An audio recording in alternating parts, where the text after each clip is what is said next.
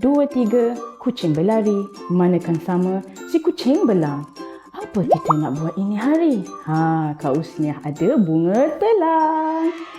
Bunga telang ni apa ya adik-adik? Bunga telang ni merupakan bunga yang sangat cantik.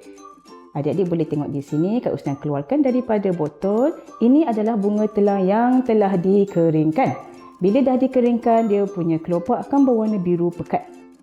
Tapi bila adik tengok yang hidup, warna dia sangat cantik, sangat segar. Warna dia akan bertukar kepada biru ataupun keungguan.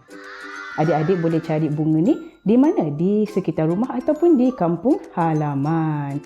Okey, untuk eksperimen hari ini, adik-adik perlu membuat rendaman. Satu rendaman air bunga telang. Adik-adik masukkan dalam air, biarkan satu malam dan kita akan tengok pada hari esok macam mana. Jom kita mulakan. Baiklah adik-adik, kita akan tengok kepada bahan dan alatan yang kita perlukan untuk eksperimen bunga telang kita pada hari ini. Yang pertama, adik-adik perlukan sudu,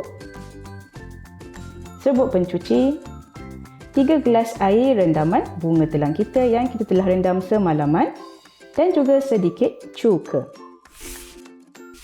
Tada! Bahan-bahan dah tersedia. Adik-adik nak mulakan dengan Kak Usniah? Jom kita mulakan dengan langkah pertama. Langkah pertama, adik-adik perlu masukkan cuka dahulu dalam cawan yang pertama. Kita masukkan sedikit demi sedikit ya. Kita akan lihat perubahan. 1, 2, 3. Nampak tak adik-adik? Perubahan daripada warna biru ke warna ungu.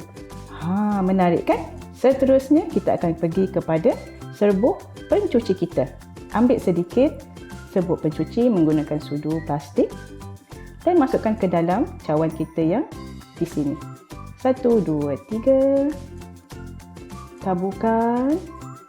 Nampak tak perubahan dia berubah daripada biru ke warna hijau. Menarik kan adik-adik? Inilah eksperimen kita pada hari ini menggunakan bunga telang. Macam mana bunga telang daripada warna biru boleh berubah kepada warna hijau dan warna ungu? Adik-adik tahu tak perkataan alkali dan asid?